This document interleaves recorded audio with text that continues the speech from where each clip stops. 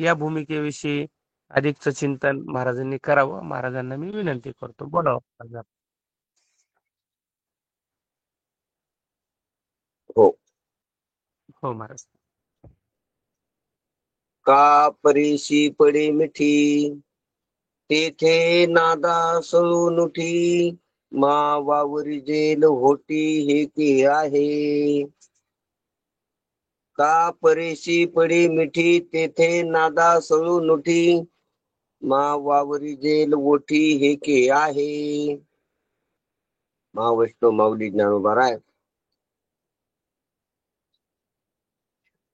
परमात्मा स्वरूपाच्या ठिकाणी अनुभव नाही आणि अनुभव नाही असं प्रगट करणारा, अनुवाद करणारा शब्द देखील नाही.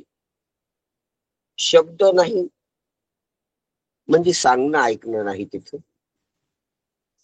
म्हणजे ज्ञानोबाराय ह्या अनुवादाचं देखील तिथं व्यावृत्ती आहे असं बोलायला लागलं. हा जो अमृत अनुभवाचा अनुवाद आहे, हे जे बोलणं आहे, हे बोलणं देखील तिथं नाही. हे बोलणं आपलं त्याच्याबद्दल चाललेलं आहे, हे व्यवहारात चाललेला आहे. हा व्यवहार तिथं नाही. हा जो गुरु शिष्याचा व्यवहार, शंका समाधानाचा व्यवहार, संशय निश्चयाचा व्यवहार तिथं नाही. संशय निश्चयाचा व्यवहार साधन आहे. गुरु शिष्याचा व्यवहार साधन आहे.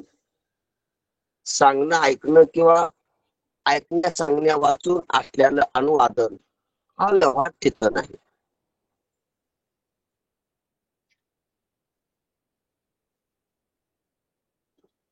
शब्दाचं खंडन तिथं आहे. तो कोण्या शब्दाचं? तो वैखरीचे शब्द तिथं नाही. मध्यमेचे संस्कार तिथं नाही. पश्चिंतीची दृष्टी तिथं नाही. आणि परीची जाणीव तिथं नाही. म्हणजे चारही वाच्याचा संवाद, चारही वाच्याचा अनुवाद. एक अनुवाद एक दुसऱ्याला असतो, एक अनुवाद आपापल्याला असतो, एक अनुवाद आपापल्याला न कळता असतो, आणि एक अनुवाद अनुद्भूत अप्रगट असतो.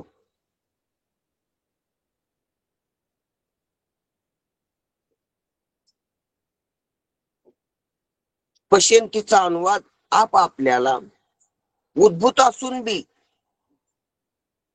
आपल्याला अज्ञेय असतो. उद्भूत असून अज्ञेय, उद्भूत असून न कळणारा, आणि परत उद्भूत नसल्यामुळे कळत नाही.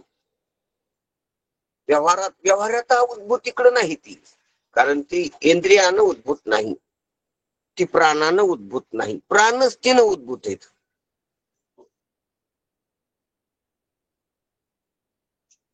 पश्चिंती उद्भूत असून बी अज्ञात आहे, आणि परत अनुद्भूत असल्यामुळं अज्ञात आहे. म्हणून पश्चिंती सर्वाला अज्ञात नाही. अज्ञात म्हणजे अज्ञेय, म्हणजे माहित नसणं, न कळणं. पश्चिंती सर्वाला न कळणारी नाही.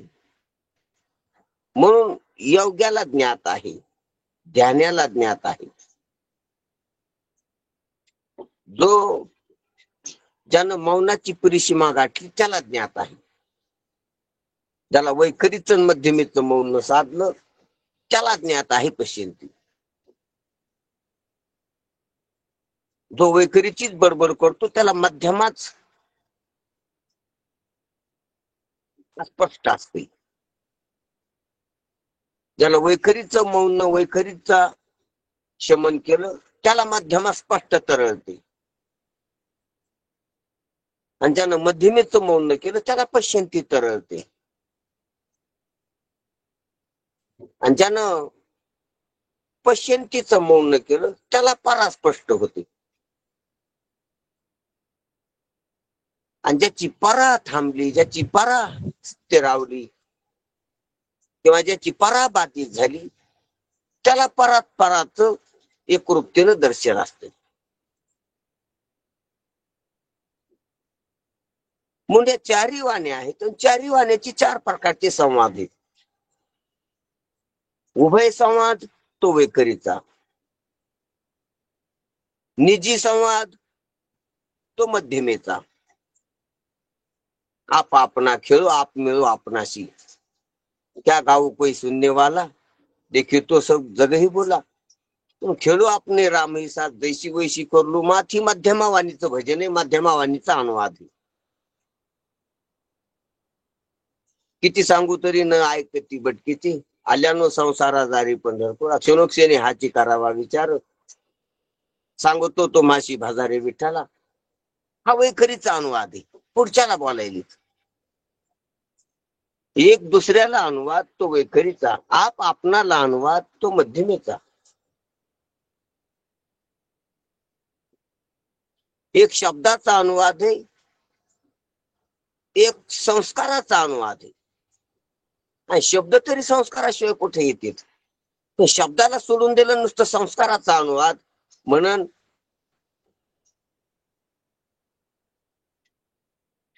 ते मध्यमेच.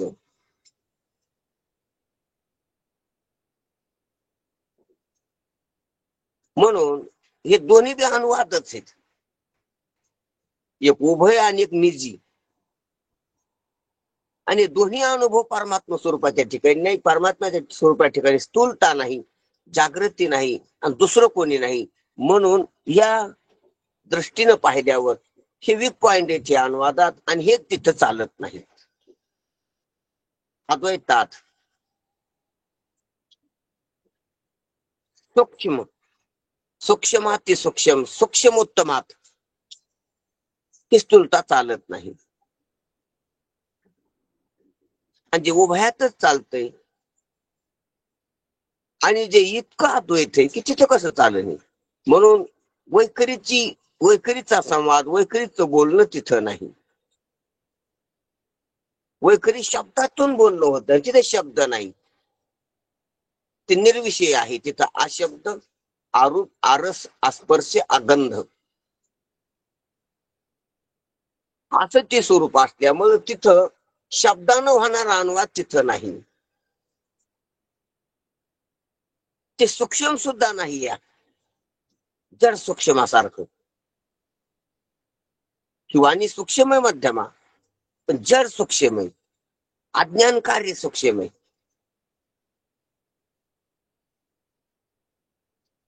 म्हणून त्या सूक्ष्म म्हणायला काही अर्थ नाही. इंद्रियाला सूक्ष्म आहे मध्यमा, ज्ञानेंद्रियाला कर्मेंद्रियाला सूक्ष्म आहे.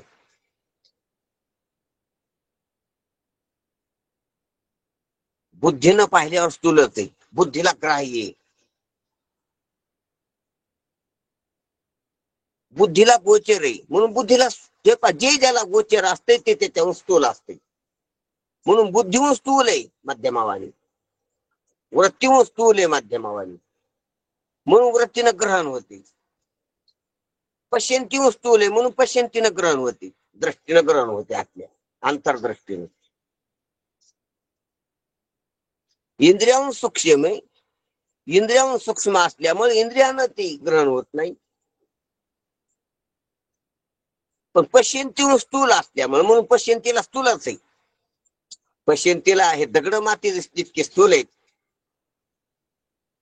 पश्यंतीला इंद्रिय प्राण जितके स्थूल आहेत,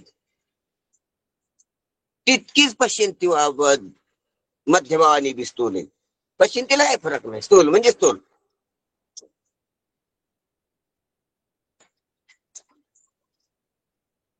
राजाला मजूर जितका गरीब आहे तितकाच मजूर ज्याच्या कामावर आहे तो बी राजाला तितकाच गरीब आहे. राजाच्या मानानं एक गरीब एक श्रीमंत नाही त्यातला. त्याप्रमाणे पश्यंतीला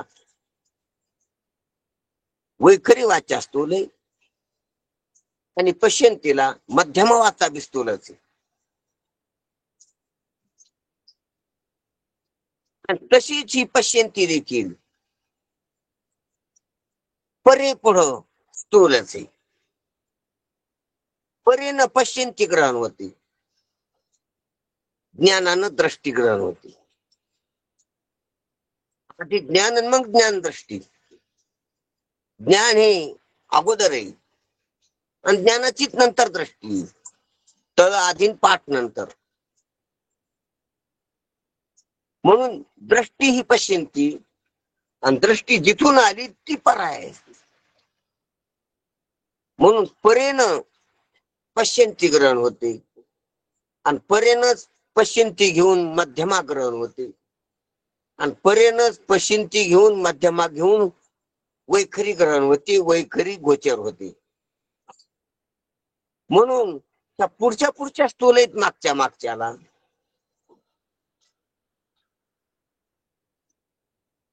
पुढच्या पुढच्या विषय आहेत मागच्याला. पुढच्या पुढच्या कार्य आहेत मागच्या मागच्या कारणे काळात विषय झाला. पण या चारही सुद्धा हे एकमेकाच्या लहान लहान आहेत, एकमेकाच्या मोठे मोठे आहेत. पुढची मागचीच कारण आहे, पुढची मागचीच कार्य आहे आणि मागची ही पुढचीच कारण आहे. याच्यात झाला भेद. पण या सर्वच वाण्या व्यवहार आहेत. हा सर्वच वाण्या व्यवहार आहेत. आणि व्यवहार म्हणजे नुसता जागृतीतलाच नाही. जागृतीतला व्यवहार होण्यासाठी मागच्या 3 लागून वैखरी लागते. स्वप्नातला व्यवहार होण्यासाठी मागच्या 2 लागून मध्यमा लागते. सुषुप्तीतला व्यवहार होण्यासाठी मागची परा लागून पश्यंती लागते.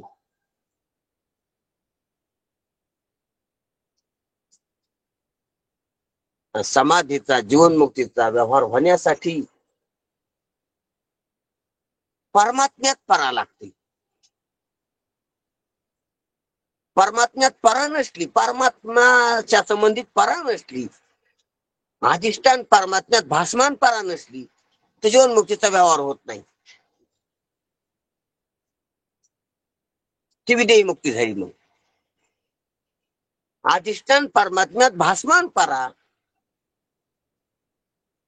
आणि परेन व्यवहार ती जीवनमुक्ती. एका मुलीवर व्यवहार आलेला आहे, समजा एकावर चाललेलं आहे, ते जीवनमुक्त. पराप्रारब्धानं चाललेली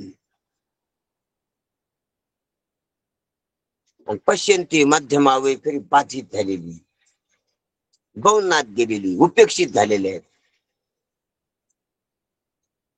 ती जीवनमुक्ती. पण तरी बी ही परा भासमानच आहे, अध्यस्तच आहे परमात्म्यावर. पण तिथं 2 ज्ञानाची अध्यस्त हे विज्ञान आहे, त्याचा अधिष्ठान ते मी तत्व हे विज्ञान आहे. म्हणून जागृत पुरुष मानाव त्याला. ज्याला जो परेवर जागा आहे त्याला जागृत मानाव. परेवर काय जागा? पराभासमान आहे असा परेवर जागा. जो ज्याच्यावर जागा झाला ते त्याला खोटं कळत असते. जसे खोटं कळत असतं म्हणजे खोटं असल्यामुळे खोटं कळतंय. ते ध्यानात घ्या. जाग झाल्याचं लक्षण काय?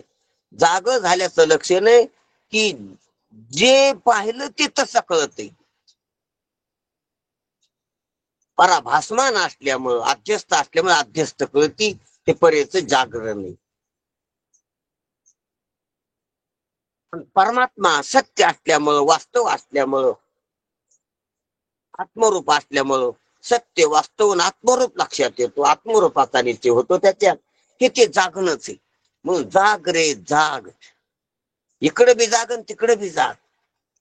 खोट्यावर बी खोटंय असं जाग आणि खऱ्यावर बी खरंय असं जाग. आणि ते खरं मी असं जाग. जाग रे जाग दादा जाग. जगजोगी जगजोगी काय जाग जाग बोलती. इकडे बी जाग आणि तिकडे बी जाग असं बोलती.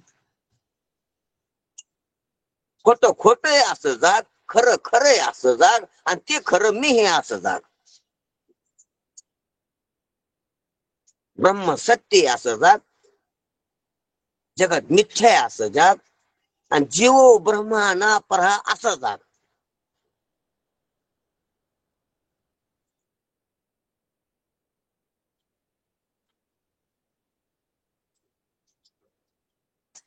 त्या जागृत आहेत. आणि ह्या जागृत त्या म्हणून त्याला जागृत पुरुष म्हणाव, द्रष्टा पुरुष म्हणाव. द्रष्टे पुरुष, जागृत पुरुष. ते संत आहेत, ते साधू आहेत, ते ऋषी आहेत, ते आचार्य आहेत, ते महात्मे आहेत, ते सिद्ध आहेत, ते महानुभवी आहेत. काय महानुभव? हेच महानुभव पण आहे. महाअनुभव, महाचा अनुभव.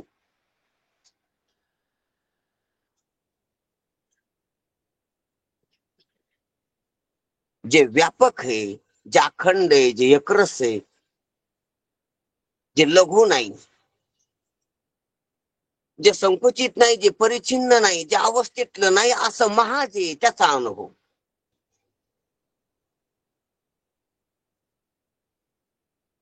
आणि महाचा अनुभव कधीच वेगळेपणा नसतो. वेगळेपणा म्हणल्यावर महा राहत नाही ना, ते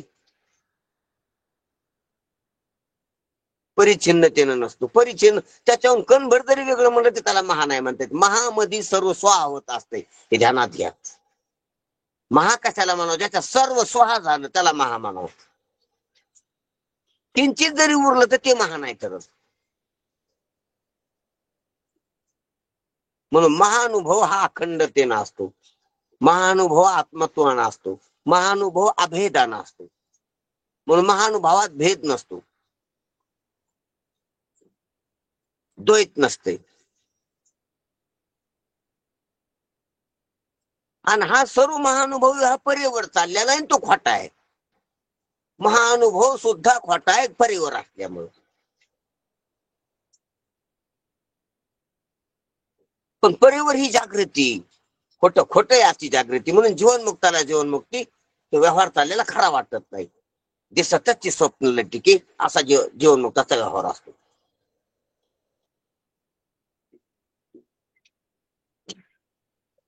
म्हणून वैखरीवर फक्त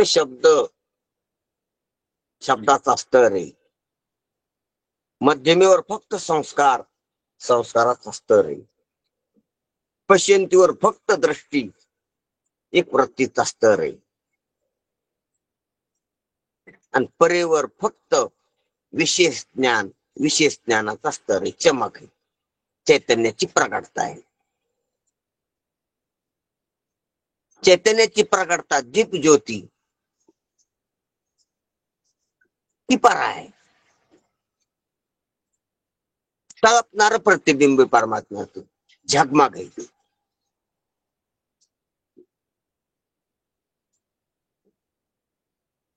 दीप ज्योती, आत्मज्योती, आत्मलिंग, ही जी ज्योती. पण ही ज्योती जरी असली तर त्या ज्योतीची एक ज्योती, ज्ञानदेव म्हणे ज्योतीची निज ज्योती. ती निज ज्योती वेगळीच आहे, ती अप्रगट आहे. त्याची चमकी नाही, ती औपाधिक नाही, ती विशेष नाही, ती व्यवहार्य नाही. आणि ती निज ज्योत आहे. आणि त्या ज्योतीचं प्रतिनिधित्व करणारी त्याची अनुयायी,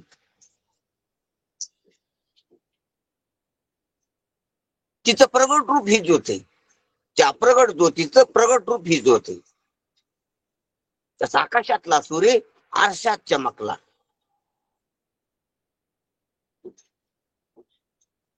आकाशातला स्वरूपाने स्वभावाने, आरशातला स्वरूपानं नाही, स्वभावानं नाही, उपाधी नाही.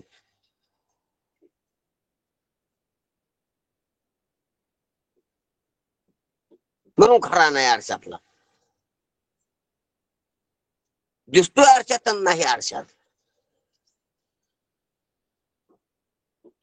दिसतोय आरशात आणि आहे आकाशात एकच. त्याच्यासारखाच दिसतो आणि त्याच्यासारखा नाही, तोच आहे. तो अपार शुद्ध परमात्मा मीच असेल. असं होणं त्या सूर्याला, हे त्याला सूर्याला ज्ञान होणे, आरशातल्या सूर्याला ज्ञान होणे. तसं आभासाला मी ब्रह्म आहे असं ज्ञान होणं. असं पण हे जरी होत असला तर हा व्यवहार असं होणं आणि असं बोलणं, असं बोलणं बी भासमाने ना असं होणं बी भासमाने, आणि असणंच खरे, होणं खोटे.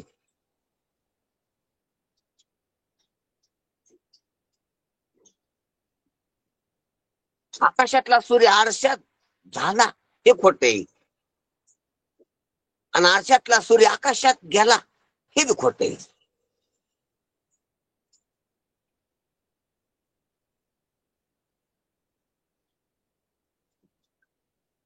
अग्नी वातीवर आला हे बी खोटे, आणि अग्नी वातीहून गेला हे बी खोटे. नाही जात पोटे येत फिरून या, अवघेची वाया विन बोल. अग्नी गेला आला नाही, सूर्य आरशात आला आणि आरशातून गेला नाही. तसा परमात्मा बंधनात आला आणि बंधनातून गेला नाही, उपाधीत आला आणि उपाधीतून गेला नाही.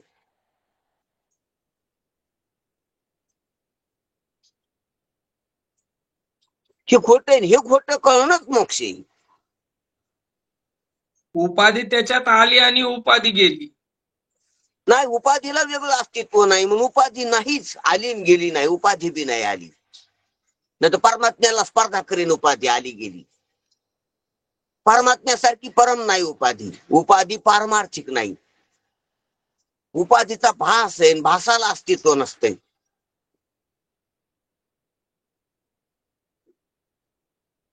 म्हणून काहीच झालं नाही. परमात्मा तर आयताच झालेला नाही आणि प्रपंच बी झालेला नाही, म्हणून न झाला प्रपंच. आणि परमात्मा तर झालेलाच नाही म्हणून आहे परब्रह्म, होतं परब्रह्म, राहणार परब्रह्म. त्याच्यात काल नाही परब्रह्मात, काल नसल्यामुळं त्याला आहे होतं ना असणार असं बी म्हणता येत नाही, म्हणून आहेच सद्य बोलणे आहे. न झाला प्रपंच आहे परब्रह्म म्हणजे पुढं, अरे पुढं काळ नाही भविष्य नाही म्हणून आहे होतं असणार म्हणता येत नाही.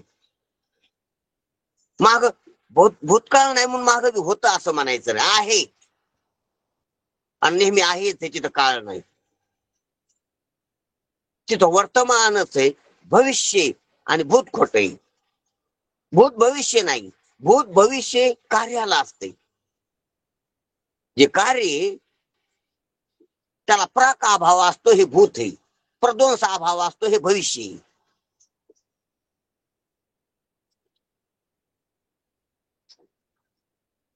आणि जे जे अधिष्ठान आहे, जे कार्य नाही, जे कारण नाही,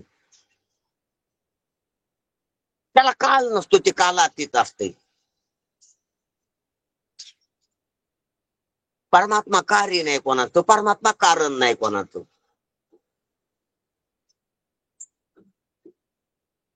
परमात्म्याला उत्पत्तीची स्थिती परले नाही, म्हणून परमात्मा आहे आहे आहे आहे आहे. सत्पत्य ब्रह्म, सत्पत्य ब्रह्म, सत्पत्य ब्रह्म. तत्सत येते, सत आहे मध्ये असतं, सत नेहमी वर्तमानात असतो. आणि वर्तमानात असते म्हणजे काळ एका काळात असतं नाही, काळ नसतो त्याच्यात, काळ आपल्याला मनात असतो आपल्या, म्हणून म्हणावं लागतं तसं.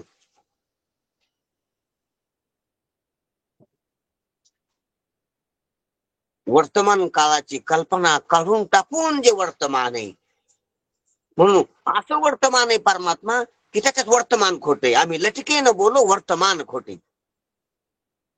तुम्ही काळ औषधा करून पाहता तो काळ खोटा आहे आमच्यात, आणि आम्ही खरे तसे आमचे नावे अज्ञानाचे ज्ञान हे नव्हे. आम्हाला की गुरुदेव आम्हीच केलो, आमच्यात दुसरं काहीच नाही.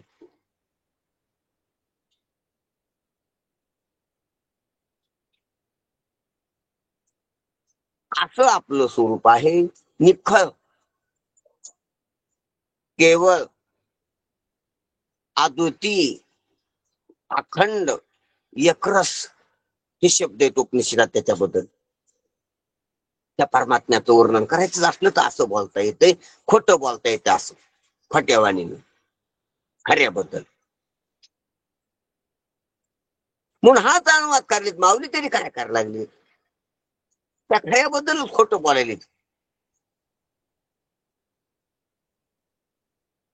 शब्द खोटे काय करावं? खऱ्याबद्दल खरे शब्दच नाहीत बोलायला. म्हणून खऱ्याचं खऱ्यानं वर्णनच होत नाही. कारण खऱ्यानं वर्णन करणाऱ्या वाण्यात नाहीत. वाण्यात खोट्या ठरतात. तिथं तर खऱ्यानं वर्णन कसं करावं त्याचं?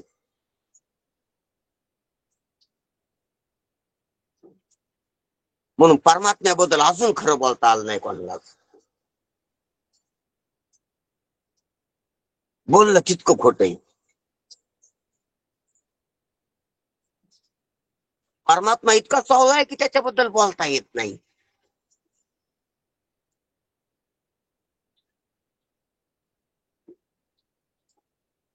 कारण की बोलणं खरं नसतेच. कारण वाणीच खरी नसती. का? बोलणं खरं नसतंय कारण ध्वनीच खऱ्या नाहीत. तर बोलावं कसं? खरं कसं बोलावं? संस्कारानं बोला. संस्कारच खरे नसतील. पश्चिम मध्यमीनं कसं बोला? परमात्म्याचा जे घोष करता येत नाही कारण वै खरी खरी नाही. शब्द खरे नाही. ध्वनी खऱ्या नाही. परमात्म्याचं चिंतन मनन करता येत नाही कारण परमात्म्यात संस्कार खरे नाहीत. संस्काराशिवाय चिंतन मनन करता येत नाही. परमात्म्याचा संस्कार नाही. परमात्म्यात संस्कार नाही. परमात्म्याचा संस्कार नाही होत. परमात्म्याला पाहता येत नाही पश्चिंतीनं कारण परमात्म्यात दृष्टी नाही. परमात्म्याला दृष्टी नाही. परमात्म्यात दृष्टी शिरकाव करू शकत नाही. आणि परमात्म्याची जाणीव होत नाही पर्यंत काड्या प्रपंचाची जाणीव होईल. प्रपंचात जगदांपाती पदार्थाची जाणीव होईल. परमात्म्याची जाणीव होत नाही कारण परमात्मा नेनिवेत कधी आलेलाच नाही. जे नेनिवेत येत असते त्याची जाणीव होत असते. जे नेनिवेत दळड्याला असते त्याची जाणीव होत असते. परमात्म्यात कालत्रही नेणीव नाही म्हणून त्याची जाणीव नाही. जे कधी अंधारात गेलंच नाही त्याला उजाडात आणता कसं येईल? जे अंधारात गेलेले त्याला उजाडात आणता येत असते. अंधारा उजाडाचा उंचावलीचा खेळ आहे जगात ज्ञान आणि अज्ञान. म्हणून परमात्म्याचं अज्ञानच नसल्यामुळे ज्ञानाला पर्याय नाही. ज्ञान होण्यासाठी आधी अज्ञान असणं अनिवार्य. आठ आहे ती. एखाद्याला श्रीमंत करायचं असलं तर तो गरीब असणं आवश्यक आहे आधी.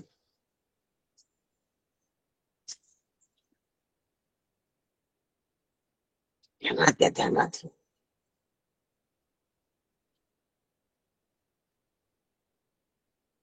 काय आहे ते द्वैतात तसाच व्यवहार आहे. कोरडं करायचं असलं तर ते ओलं असणं आवश्यक आहे. जे ओलच नाही ते कोरडं कसं करता येईल?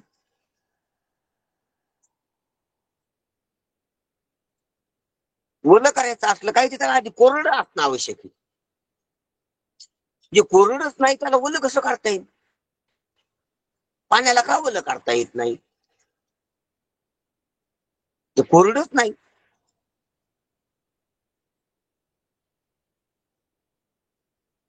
ते जशी विरुद्ध भाव तसं व्यवहार नसतो तसा.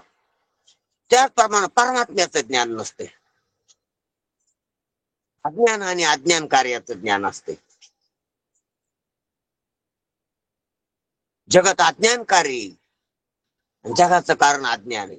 म्हणून जागृती स्वप्नात जगत कार्य अज्ञान कार्याचं ज्ञान आहे आणि सुसुप्तीत कारण रूप अज्ञानाचं ज्ञान आहे.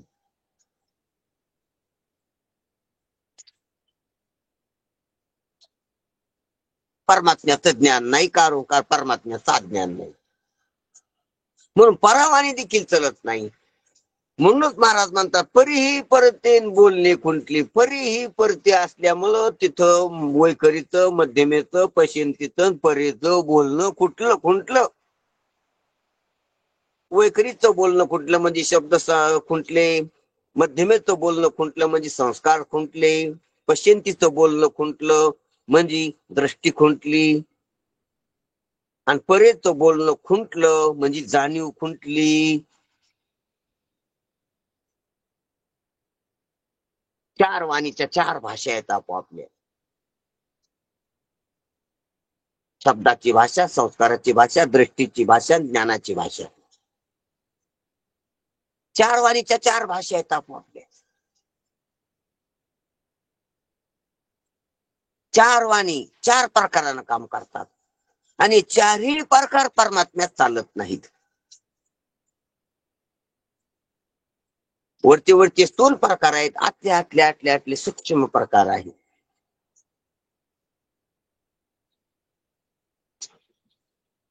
आणि चार वाण्याला घेऊनच जीवदशा असते, चार वाण्याला घेऊनच जगत व्यवहार असतो. म्हणून जगत व्यवहार जीवदशेतला जगत व्यवहार परमात्म्यात चालत नाही, हेच महाराजाला सांगायचंय.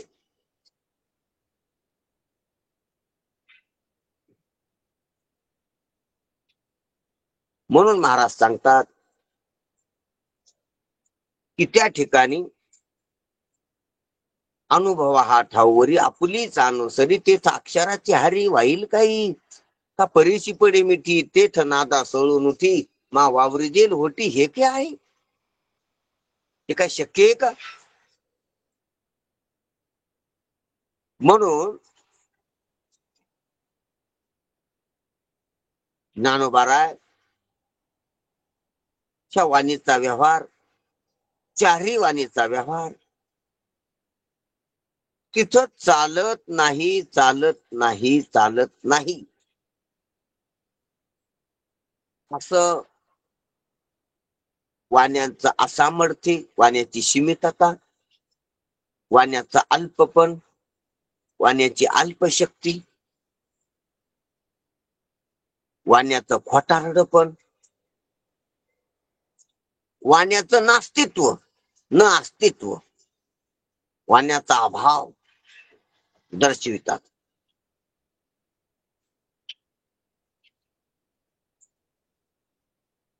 म्हणून या चारही वाण्या इकडे जगात उपयोगी, कारण प्रत्येक मनुष्याचा व्यवहार या चार वाणीतूनच चालत असतो. चार वाणीनच चालत आहे, चालत आलेला आहे, चालत राहणार आहे जगतात. मानवाचा व्यवहार चार वाणीनं, पशुचा व्यवहार तीन वाणीनं,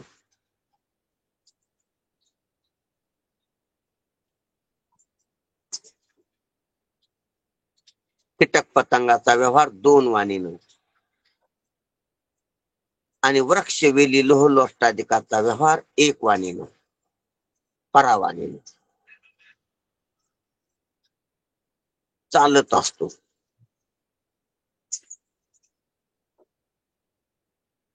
फक्त चारही वाणीचं लॉक, चारही वाणीचं उद्घाटन मनुष्य देहात आहे. म्हणून मनुष्य देहात विकास आहे, कारण सर्व विकसित यंत्र आहे. जितकी संभावना आहे यंत्राची तितकी विकसित झालेली मनुष्य देहात, जितकी शक्यता आहे, जितकं होऊ शकतंय तितकं अभिव्यक्ती झालेली मनुष्य देहात, पूर्ण अभिव्यक्ती. म्हणून मनुष्य देह पुरुषार्थाचा देह. इथे जे अशक्य आहे ते कुठेच शक्य नाही. म्हणून बहुतेक इथं अशक्य काहीच नाही. दुसरीकडे कुठं काय, जे पशुत अशक्य ते मानव अशक्य, जे कीटक पतंगात अशक्य ते मानवात अशक्य, जे वृक्षाला अशक्य वृक्षाला प्रवास करणं अशक्य, वृक्षाला स्थलांतर करता येत नाही, त्याला शक्य येते. कीटकाला मुंगी पण स्थलांतर करते, पण वृक्षाला नाही चालत, लोहलोष्टाला नाही चालत.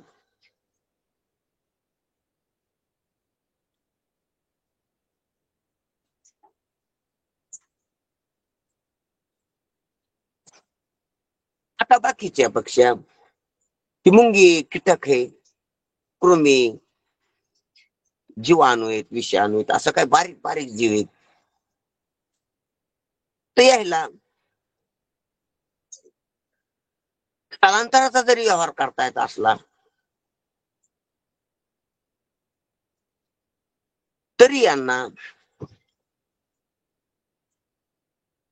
बाकीचा जो व्यवहार आहे अजून याच्या वाढचा स्थलांतर करून दुसऱ्याला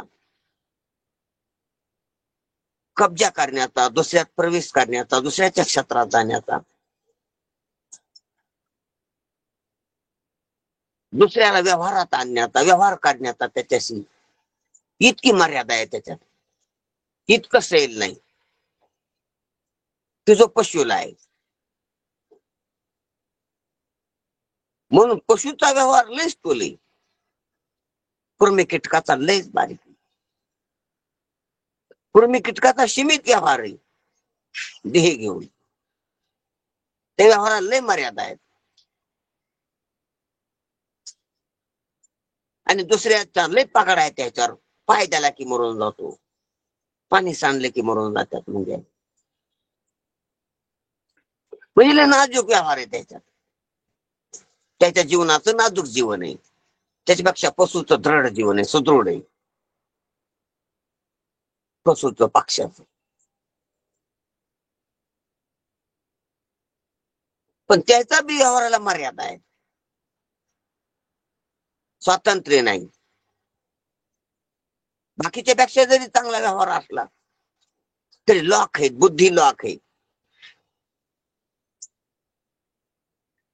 लॉक आहे तिथे, वाणी लॉक आहे वरची, बरेच लॉक आहे तिथे. अजून एक दालन खोलायचं राहिले तिथे, बराच विकास झाला याच्यापेक्षा. वृक्षापेक्षा कृमी कीटकाचा विकास जास्त आहे, कृमी कीटका पतंगापेक्षा पशु पक्ष्याचा विकास विकसित आहे. आणि पशु पक्ष्यातल्या विकासापेक्षा बी मानवात विकसित यंत्र जास्त आहे. मानवात लॉक काहीच नाही, लॉक आहे ती त्याच्या कोण आहे, निसर्गाकडून नाही, ईश्वराकडून नाही. काही कमतरता असते ती त्याच्या कोण आहे.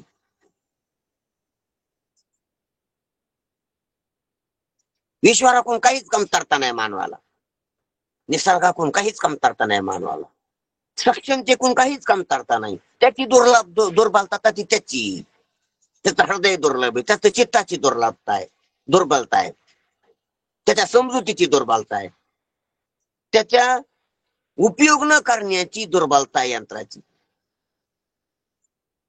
कारण वापरलं नाही तसं. नाही तर मानवात काहीच कमी नाही. काय उणे मज येथे ठेविल्या ठाई, पोटा आलो तई पासून या समर्थ. कार्याचा सर्व विकास आहे, जितकी संभावना आहे, जितकी शक्यता आहे ते परिपूर्ण आहे. त्याच्यापेक्षा शक्यताच नसते काही, त्याच्यापेक्षा संभावनाच नसते काही यांत्रिक व्यावहारिक. ती संभावना तितका विकास मनुष्य देहात सहज आहे, ऐकताय, रेडीमेड हे ईश्वर दत्त आहे, निसर्ग दत्त आहे. फक्त उपयोग करायचा राहिलेला आहे, वापरायचा राहिलेला आहे, सज्ज आहे सर्व सामुग्री. म्हणून मानव चारही वाण्याचा उपयोग करतो, हे आपला विषय होता.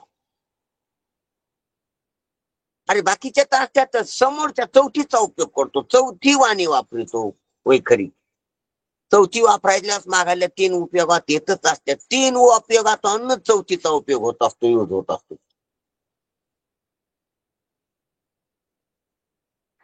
पशुला वैखरी वाणीचा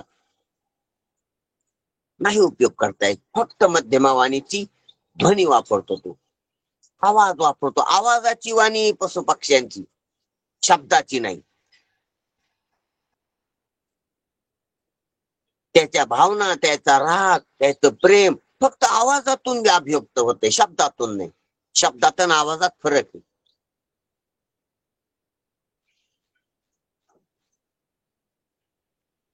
म्हणून पशु पक्ष्याचे स्वर आहेत, फक्त व्यंजन नाहीत त्यांना. स्वर ही मध्यमा वाणी, व्यंजनाची ही वैखरी वाणी. व्यंजनाची भाषा तयार होते, स्वराची भाषा तयार होत नाही. पेटीला स्वर आहेत, तबल्याला स्वर आहेत, बासरीला स्वर आहे. स्वर आहे, स्वरात व्यंजन नसतात. स्वरात ध्वनी असतो, आवाज असतो. मानवानं काढला म्हणून आवाज, आकाशातून निघला तर ध्वनी, जडातून निघला तर ध्वनी, सजीवाच्या मुखातून निघला तर आवाज म्हणते त्याला.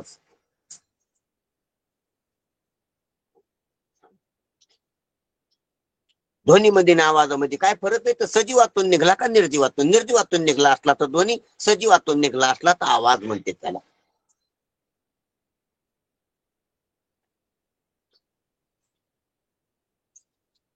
आणि त्याला व्यंजन लावली असली तर भाषा आहे, ती शब्द आहे. मग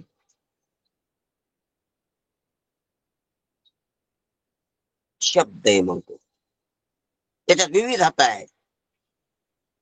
स्वरात फक्त खालीवर पाना असतो, वेगळीच नसते. उंच पाना, कमी जास्त अधिक पाना असतो स्वराचा. ताल, मंद्र, घोर, पंचम, सप्तम, म्हणजे वर खाली. स्वर फक्त लहान मोठा असतो, स्वर तोच असतो. पांढरीन, काळीन, एकन, चारण, दहान, किती म्हणा त्या खाली वर असतं फक्त. ते स्वर स्वरच असतो. स्वरात विविधता नसते. स्वरात फक्त कमी जास्त पाना असतो. व्यंजनात विविधता आहे. म्हणून अ, आ, ई फक्त लहान मोठेपणा, रस्व दीर्घपणा आहे, दुसरं काही नाही. 16 स्वरात रस्व दीर्घपणा आहे फक्त, विविधता नाही, एकच आहे ती. हा स्वराला धरूनच व्यंजन असतात, पण व्यंजनात विविधता असते. क वेगळे, ख वेगळे, च वेगळे, छ वेगळे, ज वेगळे, ट वेगळे, प वेगळे, म वेगळे, ज्ञ वेगळे, क्ष वेगळे.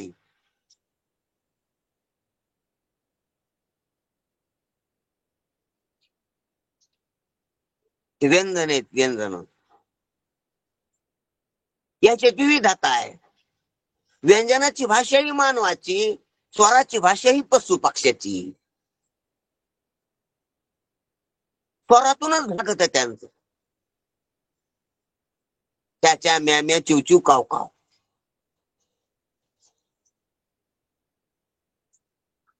म्हणून मानवाला व्यंजन आहेत, मानवाला विविधता आहे, विविधतेने नटलेला आहे. म्हणून अभिव्यक्ती जास्त होती व्यंजनामुळे. व्यंजनामुळे बोलणे, व्यंजनामुळे भाषण आहेत, व्यंजनामुळे कीर्तन प्रवचन आहेत, व्यंजनामुळे भांडण आहेत, व्यंजनामुळे सुरळीत व्यवहार आहे. व्यंजनाचा उपयोग करून त्याला सूक्ष्म गोष्टी अभिव्यक्त करता आल्या, गुंतागुंतीचे विषय बोलता आले.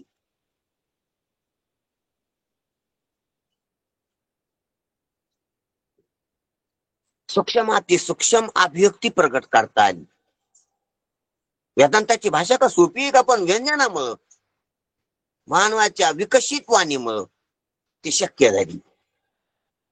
गणित, जीवशास्त्र, रसायन, भौतिक,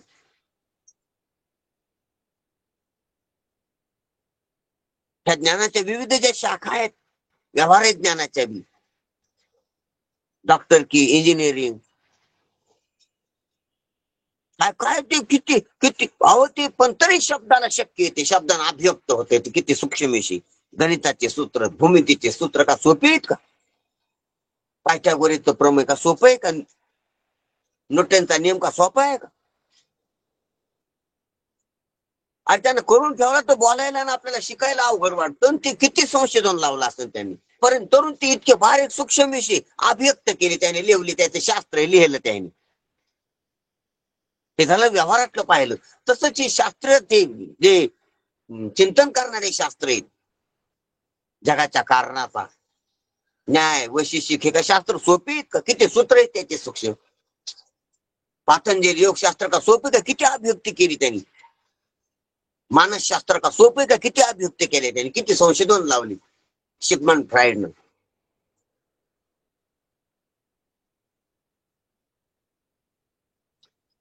खूप सफलता आहे, खूप सक्षमता आहे, खूप गुंतागुंतीचा विषय. अनेक शाखा आहेत ज्ञानाच्या मानुष्यामध्ये. भौतिक ज्ञानाच्या, रासायनिक ज्ञानाच्या, जैविक ज्ञानाच्या, अवकाश ज्ञानाच्या.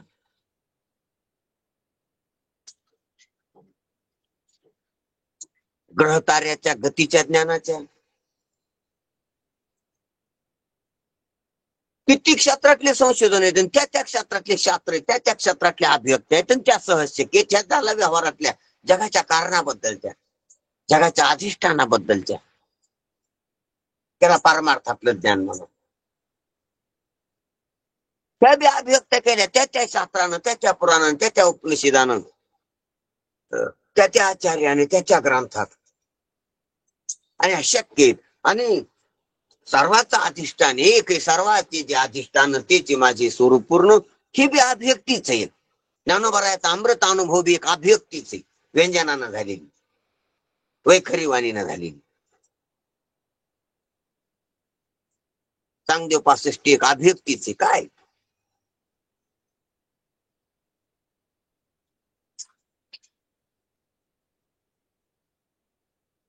रचून गोष्टी केली मिळीची, मेळ याच्यात असो. म्हणजे मानवाची वाणी व्यंजनाची, पशुपक्ष्याची वाणी स्वराची मध्यमा, अभिव्यक्ती स्वरानं होती ते संस्कार असतात. आज संस्कार आहेत ते स्वरानं बाहेर काढतात, स्वरानं त्याचा इशारा करतात. आणि आपले आज संस्कार आहेत शब्दानं त्याचा इशारा करतो. स्वरानं विचाराला सीमा आहे आणि व्यंजनानं असीम अशी अभिव्यक्ती करता येते आपल्या संस्काराची. आपल्या मनात काय दळलंय ते शब्दानं स्पष्ट करता येते. एक बोल स्पष्ट बोलावा, स्पष्टता याच्यात. नमो विशद बोध वाद गदा, विशद स्पष्ट करता येते ते वैखरी वाणी. पण किती बी विषेद करता येत असलं तर इकडं विषेद करता येते, तिकडं ह्या वाणीचा निषेध आहे, ह्या वाणीला निषेध आहे, प्रवेशाला निषेध आहे. वैखरी वाणी इकडे शहाणी पटा इथे, पण परमात्मा स्वरूपात तिला प्रवेशाला निषेध आहे, तिला प्रवेश नाही होत तिचा तिकडे. वैखरी बोलायला म्हणजे मध्यमाचा उपयोगच केलेला आहे, पश्चिमतेचा उपयोगच केलेला आहे, परेचा उपयोगच झालेला आहे.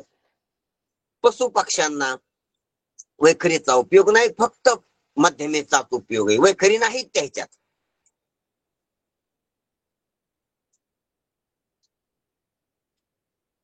आणि कीटक पतंगात, कृमी कीटकात मध्यमा देखील नाही.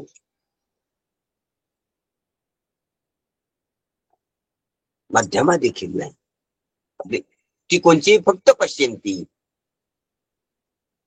म्हणून फक्त दृष्टीनेच व्यवहार होतो. कोणाचा? कृमी कीटकाचा, कासवादिकांचा दृष्टीनेच व्यवहार होतो. आवाज करता येत नाही.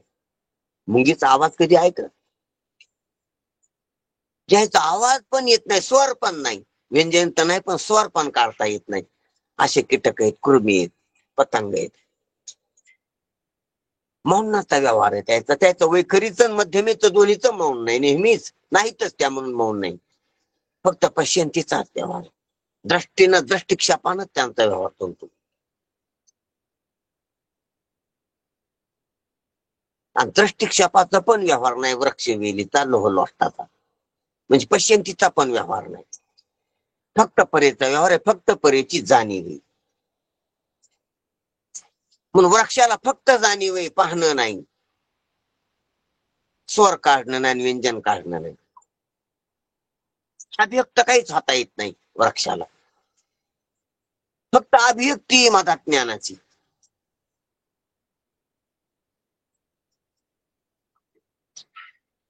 आणि त्याच्यात ह्या वाण्या नाहीत असं नाही, पण सक्रिय नाही.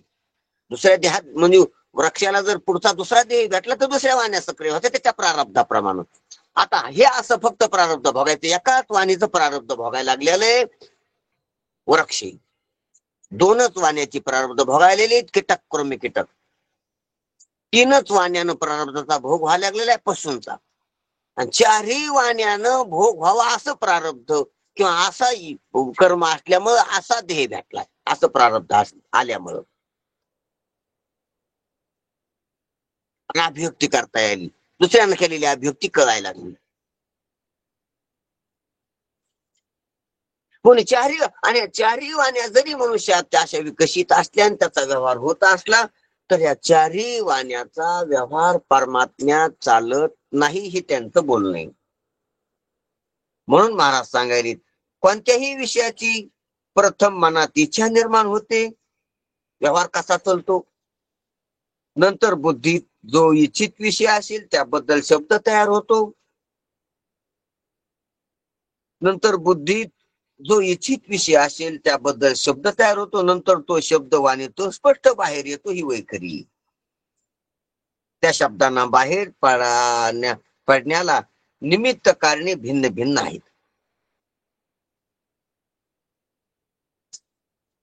निमित्त कारण भिन्न भिन्न आहे.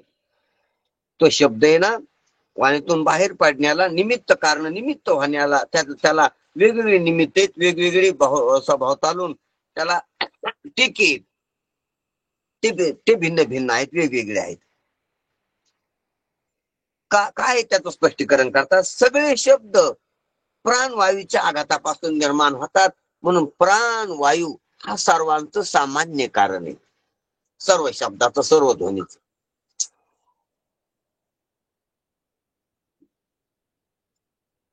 सर्व शब्दाचं सामान्य कारण.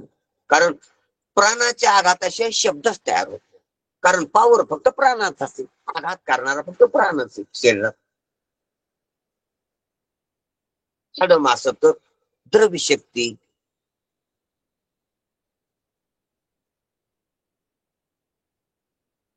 ध्यानात ठेवा. क्रियाशक्ती फक्त प्राणाची. मनाची दृष्टीची तर फक्त विज्ञान शक्ती,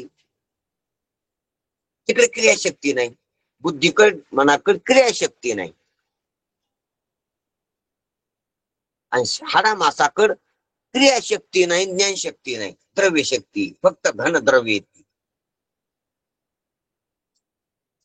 मग राहिला एक प्राण आणि कर्मेंद्रिय यांच्याकडेच क्रियाशक्ती, प्राण आणि कर्मेंद्रियाकडेच क्रियाशक्ती.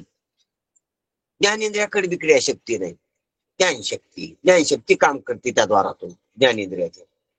3 ते शक्ती आहेत, ज्ञानशक्ती, क्रियाशक्ती आणि द्रव्य शक्ती. या 3 गुणातल्या पासाऱ्या. म्हणून प्राणाचीच क्रियाशक्ती, प्राण सक्रिय होतात. प्राणाचा आघात होतो वेगवेगळ्या ठिकाणी आणि ध्वनी निघतो. तरी बासरीत जो ध्वनी निघतो तो प्राणाच्याच हवाच्याच, हवा फुकल्या जाते. पेटीतून जो आवाज निघतो हवाच्याच प्राणाच्याच आघातानं होतो. है ना घ्या. फक्त बोटाच्या आघातानं ढोल, ताशे, मृदंग, तबला बोटाच्या, काड्याच्या, कशाच्या आघातानं होतो. आणि पेटी, बासरी, शिटी ही जी वाजवतो ते प्राणाच्या आघातानं काढण्याला ध्वनी. शंख प्राणाच्या आघातानं. म्हणजे न दिसणाराच्या आघातानं न दिसणारा आवाज म्हणून त्याला महत्व आहे. दिसणाराच्या आघातानं न दिसणारा आवाज. आवाज तर कधी न दिसणाराच असतो ध्वनी, पण दिसणाराच्या आघातानं झाला का न दिसणाराच्या. न दिसणाराच्या आघातानं न दिसणारा ध्वनी त्याला महत्व आहे. म्हणून बासरीला महत्व आहे. म्हणून कृष्णाजवळ बासरी. न दिसणाराच्या आघातानं न दिसणारा ध्वनी. ओमचा जो स्वर आहे नाकातून निघलेला सोहम ओम, तर ते न दिसणाऱ्या प्राणाच्या आघातानं झालेली न दिसणारी ध्वनी. सूक्ष्मता आहे त्याच्यात, शुद्धता आहे त्याच्यात, सहजता आहे त्याच्यात, अदृश्यता आहे त्याच्यात.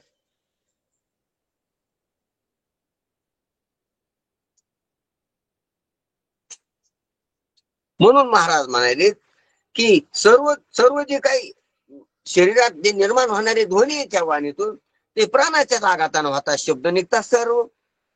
म्हणून प्राण सर्वाचं सामान्यतः कारण आहे, सर्व ध्वनीचं सर्वात कॉमन आहे. म्हणून सगळे शब्द प्राणाच्या आघातापासून निर्माण होतात, परंतु त्या वायूचा आघात ज्या ज्या विशिष्ट स्थानी होतो ती नावे त्यास प्राप्त होतात, त्या ध्वनीला ती नावे प्राप्त होतात.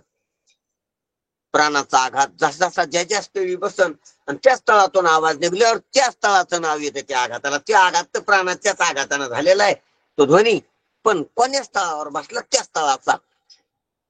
म्हणून सर्व आवाज पेटीतून वायूनच निघतात, परंतु कोण्या स्थानातून निघलं त्याचा ते आवाज येतो की किती काळी 2 आहे, पांढरी 2 आहे, पांढरी 4 आहे, पांढरी 3 आहे, काळी 3 आहे, काळी 4 आहे. अरे आवाज काळी आणि पांढरी त्या जागेतून आल्यामुळे तुम्ही त्या जागेला म्हणले, त्या काळ्या पट्टीतून आल्यामुळे काळा म्हणले. आवाज काळा नाही, आवाज पांढरा नाही, आवाज 3 नाही, आवाज 4 नाही. तुमच्या पट्ट्या 3 4 आहेत, पट्ट्या काळ्या पांढऱ्या आहेत. आवाज वायूच्या आघातानं झाला. वायू काळा नाही, पांढरा नाही, 3 नाही, 2 नाही, 5 नाही. ते 3 2 5 तुमच्या पट्ट्या आहेत. पट्ट्याच्या खालच्या जागा आहेत, त्या खिंडीतून, त्या छिद्रातून, त्या होलातून हवा आली आणि ते होल लहान मोठं, हवेचा पावर कमी जास्त, त्याच्यामुळे ते ध्वनी त्या स्वर कमी जास्त आहेत. पेटीची किमी आहे, त्या पेटीच्या यंत्राची किमी आहे, ती नाही तर स्वर एकच आहे, प्राण एकच आहे. पण म्हणून त्याचे नाव, म्हणून त्या पेटीचे नाव येते त्याला पट्टीची. पट्टीचे नाव पट्टीला आहेत का पट्टीचे नाव पट्टीला नाहीत? आणि पट्टीचे नाव पट्टीला असले तरी त्याच्यातून आलेल्या ध्वनीला ते नाव येतात. काळी 2, काळी 3, पांढरी 2, पांढरी 4. हे जसं पेटीतलं पाहिलं आपण, त्याचप्रमाणे वाणीतलंही की प्राणवायूच्याच आघातानं सुरू येतं, पण ज्या स्थळात तो आघात होईल तिथून तो ध्वनी निघून त्या स्थळाचं नाव त्याला येत असतं. ज्या ज्या विशिष्टतानी ती नावे त्यास प्राप्त होतात त्या काळात. मग कोणचे नाव होतात तर तिथं सांगितले सामान्य की कंठे, काही कंठे शब्द आहेत, ध्वनी आहेत, काही ओष्ठ आहेत, काही दंत आहेत, काही तालव्य आहेत, काही मूर्धन्य आहेत. अशी निरनिराळी नाव स्फट झाली त्याच ठिकाणी आघात होऊन तो ध्वनी निघल्यामुळे. जसा पेटीचा पांढरी 3, पांढरी 4 म्हणतो आपण तसं. काळी 2, काळी 4, काळी 3. तस कंठाच्या ठिकाणी प्राणाचा आघात झाला तर स्वर बाहेर आली कंठातून. अ आ इ ई उ ऊ रू रू लु लू ए आय ओ औ अम आह, हे 16 स्वर बाहेर आली कंठातून. हे कंठे आहेत. कंठातून आल्यामुळे कंठे म्हणायचं त्याला. कंठ्यात उत्पन्न झालेली, कंठातून आलेली, कंठात निर्माण झालेली, कंठाच्या पोटची, म्हणून कंठे. पांडूच्या निर्माण झाली म्हणून पंडू कुमार, पांडव.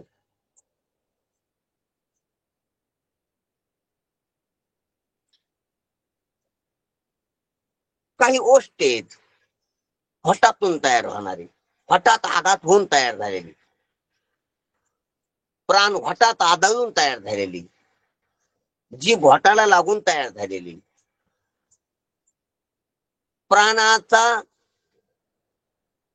प्राणाचा आणि कोण्या स्थानाचा संबंध येऊन तो शब्द निघाला त्याला तो शब्द म्हणते, त्याचं नाव येते तर होष्टी. फटातून आलेली, जसं म प प भ, ही जी वळची वळच आहे ना आपल्या ह्या शिक्षणामध्ये. जसे होष्टे वटाचीच वळ आहे. प फ भ म ही जी वळ आहे ही होष्टेच आहे पूर्ण. होटातून निघणाऱ्याची एक वळ केली, एक रांग केली, एक लाईन केली. किती येते दाताचीच केली एक. च छ ज झ, दातावर आघात होऊन प्राणाचा जा निघणारे शब्द. ट ठ ड हे टाळूवर आघात होऊन निघणार, लाईनची लाईनच केली. शब्द पकडले, शब्दाला शिक्षण केले, शब्दाचा ग्रंथ केला. कशी तयार होती व्याकरणानं, कशी तयार झाली शब्दाची उत्पत्ती काही झाली वेदात.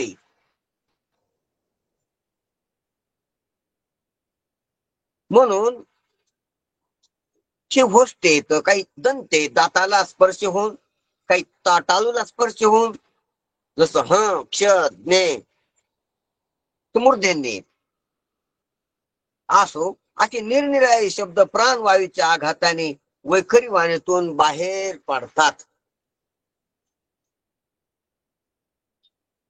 बाहेर पडतात.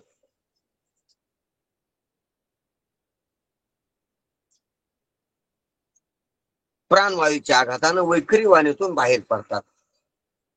असा आपला प्रत्येक व्यवहार चार वाणीतून मानवाचा चालत असतो. आपला म्हणजे सर्व मानवाचा चालत असतो. परंतु ज्या परमात्मा स्वरूपाच्या ठिकाणी ज्ञानरूप परावाणीची प्रवृत्ती नाही, नादाची म्हणजे मध्यमा व पशिंतीची प्रवृत्ती नाही, तर तेथे वैखरी वाणीचा प्रवेश कसा होऊ शकेल? असा व्यवहार वैखरी वाणीचा मानवात होत असतो, व्हा लागलेला आहे, का चालू आहे. परंतु अशा व्यवहाराची ही स्थिती आहे. आणि परमात्मा स्वरूपाच्या ठिकाणी ज्ञानरूप परावाणीचीच प्रवृत्ती नाही. तुम्ही सांगितलं वैखरी वाणीचा व्यवहार कसा होतो, आधी परीचा व्हायला पाहिजे, मग पशंतीचा, मग मध्यमीचा, मग हे वैखरीचा व्यवहार मानवात चाललाय. वैखरी वाचून बी पशुचा व्यवहार चाललाय, मध्यमी वाचून बी कीटक पतंगाचा व्यवहार चाललाय, कृमी कीटकाचा, आणि पशंती वाचून बी वृक्ष वेलीचा लोह लोष्टाधिकाचा व्यवहार चालू आहे. जीवनचर्या जीवन चालू आहे त्याचं, काही करत नाही त्याला. वृक्षाचं, वेलीचं, पशंती वाचून, मध्यमे वाचून, वैखरी वाचून काही अडवलं नाही, सरळीत जीवन चालू आहे. कृमी कीटकाचं मध्यमे वाचून आणि वैखरी वाचून काही अडकलं नाही. कुत्र्याचं काय अडकतो? वल्ने वाचून त्याला एक शब्द बोलता येत नाही, काय अडकलं? लेकरं झाली त्याला, मोठा झाला, म्हातारा झाला, आजार झाला, ताकद केली, भांडणं केली, चांगलं वागला, प्रेम दिलं, प्रेम घेतलं, इमानदारी केली, रक्षण केलं, प्रारब्ध पूर्ण भोगलं, त्यानं काय भोगायचं तिथं? काय फरक आहे? काही अर्थ नाही त्याला त्याच्यात अडचणच येऊ नये असं त्याचं प्रारब्ध आहे, अशी त्याची स्थिती, असा त्याचा देही. त्या देहाला त्या देहात अडचणच नाही. कुत्रा कधीच म्हणला नाही मला अडचण आहे. पक्षीला अजिबात अडचण आहे त्याचं जीवन जगताना. ते पण ज्याला जे जे दिले ते घेऊन त्याला अडचणच नसते. कारण ईश्वर सर्वज्ञ, त्याचं जीवन जगताना त्याला अडचण येऊ नये अशी त्याला सर्व सामुग्री दिलेली. फक्त ते सामुग्रीचा उपयोग कर आणि जीवन जग. आणि तसंच मानवाला नाही का? मानवाला तसंच आहे, फक्त मानवाला अपेक्षा जास्त आहेत, मानवात दुर्गुण जास्त आहेत, मानवात आळस जास्त आहे. या काही कारणामुळे मानव अडचणीत आहे, तर मानवाला अडचणी नाहीत. अडचणी कोणाला टाकलेला नाही ईश्वरनं. अरे पक्षाला, पशुला, कीटकाला, पतंगाला, वृक्षाला टाकलं नाही, तुम्हाला कसं टाकील? तुम्हाला तर किती चांगलं दिले. इतकं चांगलं देऊन बी आपण नाराज आहेत, आपण मूर्ख असल्यामुळे. मूर्ख आहेत आपण, दुसरं काही नाही त्या शब्दात वर्णन करायचं म्हणजे. तर काहीच अडचण नाही. मूर्खपणा पुढे आलेला आहे आपला. मूर्खपणा आपण वापरायला काढलेला आहे, ही अडचण आहे. शहाणपणा बी आत दळलेला आहे, पण मूर्खपणाचा सर्रास वापर असल्यामुळे शहाणपणा वर आहे ना, ही अडचण आहे.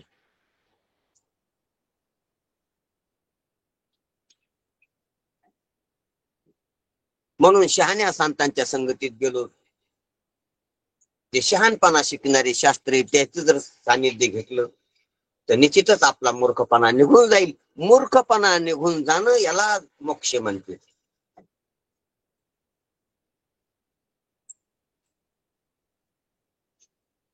दुसरं आहे काय? म्हणून सांगायचं तात्पर्य याच्यातलं रहस्य एकच आहे की ह्या चारही वाण्याचा व्यवहार जरी असा वेगवेगळ्या प्रकारचा होत असला आणि मानवाचा सर्वांगपूर्ण जरी व्यवहार असला, तर परमात्मा स्वरूपाच्या ठिकाणी अव्यवहारी परमात्मा आहे. म्हणून परमात्म्याकडे व्यवहाराची प्रवृत्तीच नसल्यामुळं तिथं कुठल्याच प्रकारचा व्यवहार नाही.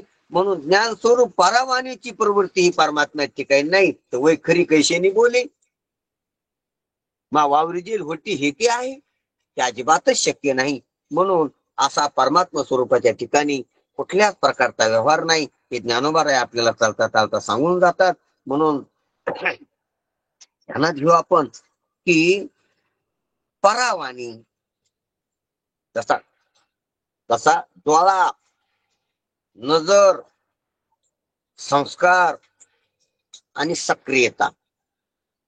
डोळा ही परा आहे, नजर ही पश्यंती, संस्कार ही मध्यम आहे आणि सक्रियता ही वैखरी. वैखरी कधी सक्रियच असते, क्रियाप्रधान, क्रियाशक्तीने चलती ती वैखरी, ज्ञानशक्तीने चलती ती मध्यमा, द्रव्य शक्तीनं चलती ती पश्यंती आणि इच्छाशक्तीनं चलती ती परा.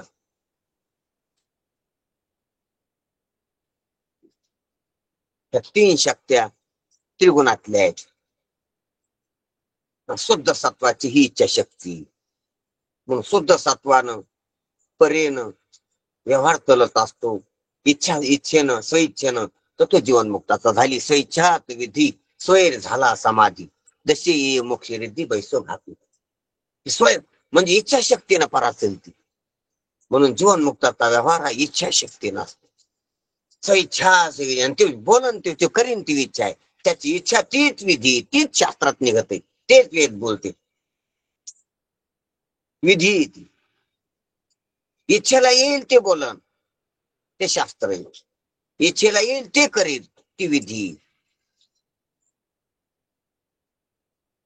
पण जीवनमुक्ताची म्हणजे मूर्खपणाच अजिबात राहिला नाही, नामनेच झालेला आहे.